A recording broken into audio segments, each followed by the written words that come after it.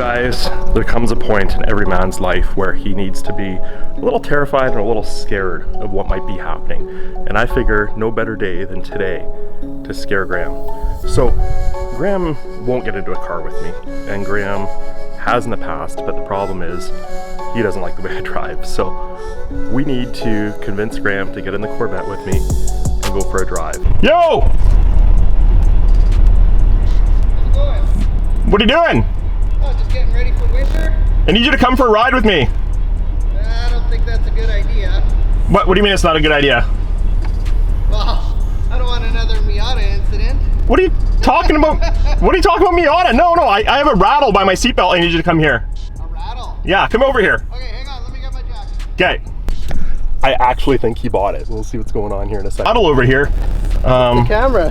What's that? What's with the camera? Oh, no, I was just starting a series on Graham Found the Rattle. Yeah. Graham found the rattle. Okay. Graham Found the Rattle. Hey, listen. Yep. What were you talking about the Miata? That was like so long ago. Yeah, I'm pretty sure I said I wouldn't ride passenger anymore. Why is that?